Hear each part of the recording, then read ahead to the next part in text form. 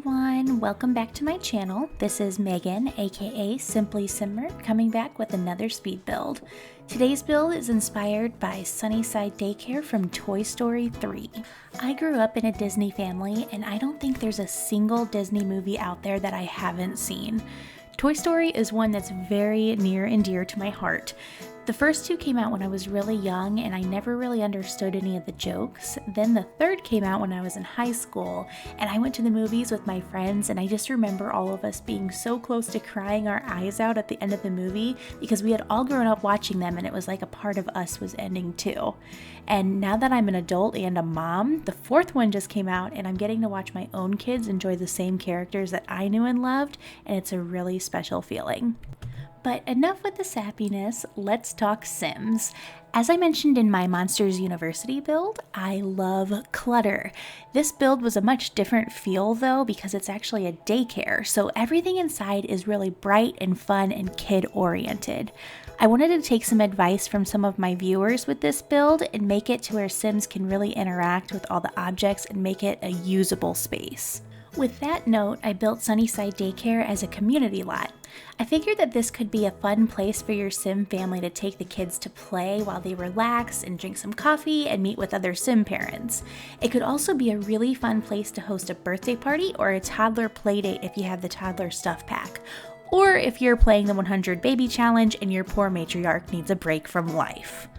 As I was thinking about making this a great place for parties, I couldn't help but think about doing a let's play at this daycare. It's a little different from what my previous videos have been, but I figured it could be a really fun way to switch things up. Let me know in the comments if this is something you all would be interested in seeing, and I'll start working on a let's play section in my channel. This front room is the check-in area. This is where Andy's mom drops the box of toys off and where we meet little Bonnie for the first time. We don't really get to see too much of this room in the movie, so I kind of used a little bit of imagination and remembered back to when my son went to daycare and how the front desk area looked there. I cluttered up the counters with various books, clutter, and a cookie jar. The jar actually came from the Cats and Dogs expansion, but kids love snacks, and I thought it'd be a cute place for the daycare to keep snacks for when kids are leaving for the day. On the walls, I placed some framed documentation, some children's artwork, and a community bulletin board so parents can know what the latest news is at the school.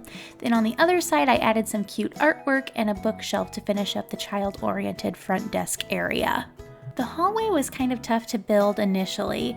In the movie, there's a lot of twists and turns, but I had a hard time actually mapping out the overall floor plan of the building, so I just kind of did my best here. There aren't any drinking fountains in the game, so I just used 2 sinks and sized one down to make it look like a smaller drinking fountain, and I think it turned out really cute. Now we're moving on to the butterfly room. This is the room that the main toys want to get into because it's geared toward the older and gentler kids. During my build, I tried to keep it to be mostly kids' toys and not so many toddler toys. I love how this room turned out because it ends up looking like a kid's classroom would actually look. I was kind of at a restriction with the back corner here because I wasn't able to use a foundation, so I went ahead and blocked it off and then used a gate as an entrance. Then I decorated the walls and the spandrels with paper crafts and these big flowers that came with the Seasons expansion. Inside the play area, I placed that little tree house and some of the big stuffed animals. I also made sure to add some butterflies to the wall since this is the butterfly room. This area by the door kind of reminds me of a reading nook type area, and the big green chair is perfect for a teacher to sit in. Also, if you're doing a play date, this could be a really great spot to knock out the task of reading to the toddlers. Jumping back to the other side of the room, I made sure to place a dollhouse, which is where Barbie and Ken spend a lot of their time during the movie. This area seems like the place kids would go to do their craft time or snack time. I made sure to use several different colors with the chairs so each kid can have their own special color. This corner over here seems like the teacher's command center. This is where I imagine the teacher would keep all the craft time items like glitter and glue and scissors, and of course there's a sink to clean up all of those messy hands. In the movie, the toys are feeling a little guarded at first because Andy just went off to college and they all feel like they've been left behind. When they ask Lotso what happens when the kids grow up, he points them to a wall with pictures of each class year on it. I tried my best to recreate it here, and I think it turned out pretty cute and really ties this whole wall together. Between each of the classrooms, there's a little bathroom. In the movie, there are 2 small kid-sized toilets, so I placed some potty training chairs in here with some toilet paper. There isn't a whole lot going on in this room, so it was pretty quick and easy to put together. Now we're moving on to the wild caterpillar room. This room is the crazy madhouse that the toys are supposed to stay in. It seems like this room is for younger kids because they all play really rough with their toys and they don't really have a sense of being calm and clean. I placed a lot more toddler toys in this room because of the probable age difference. There is definitely a lot of paint that's stored in this room. I know at one point one of the kids dips Jessie's hair in paint and smears it across a canvas, so I used that as a decorating theme for this area over here. Of course, I had to place some easels, then I used that little artist table, and then I do come back later to add a canvas storage rack as well. This room had another play area, but I didn't want to mirror it exactly as I did in the butterfly room. I placed a little doggy door on a half wall, and toddlers are actually able to crawl through these to get to the other side. Anyone older than a toddler won't be able to go back in that area though, so hopefully we don't get too many frustrated sim parents. The center of this room also has a small table with a bunch of different colored chairs. Again, this table is probably used for crafting and snack time or any other activities that kids need to be seated for.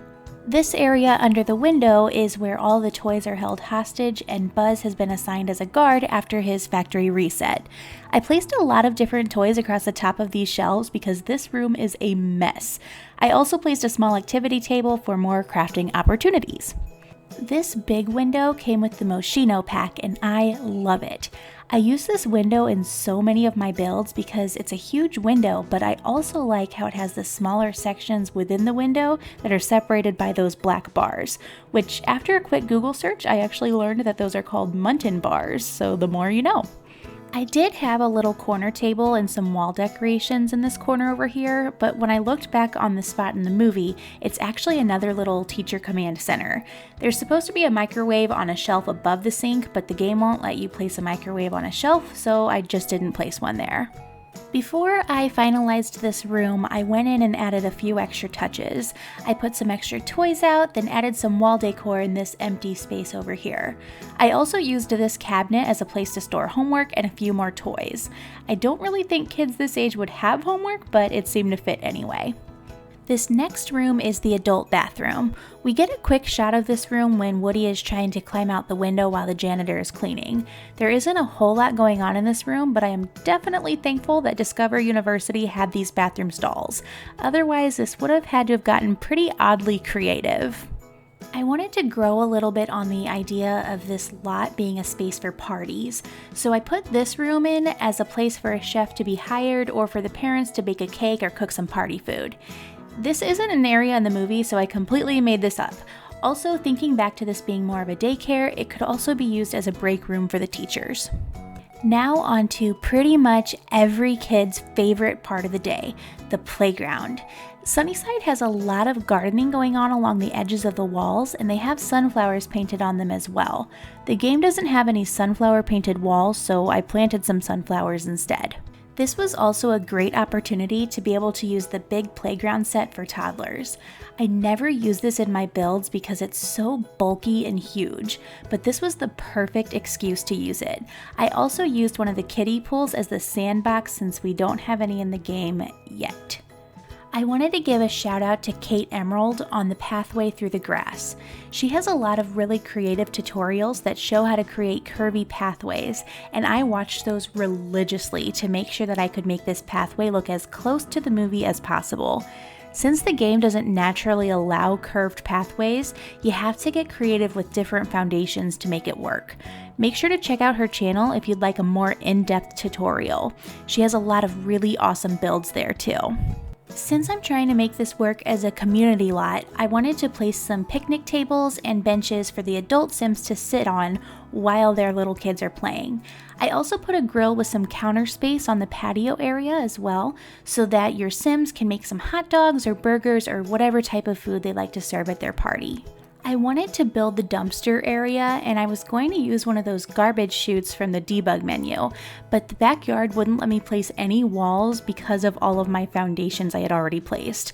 I edited it down a lot, but it actually took me about an hour to build the pathway, so I didn't want to delete it all just to make one wall. So I put 2 trash cans and a gazebo cover over the fence, and I think it gets the point across. I'm not entirely sure I placed this room in the right area according to the movie, but I needed to make sure that I put the desk with the security camera footage somewhere. So I made this room super dark, and I used the video streaming desk from the Get Famous pack, and I think it works really nicely here. So that about sums it up for this speed build. I really appreciate everyone who stuck this far into the video, so make sure to hang around for the final walkthrough and don't forget to like, comment, and subscribe. Bye everyone!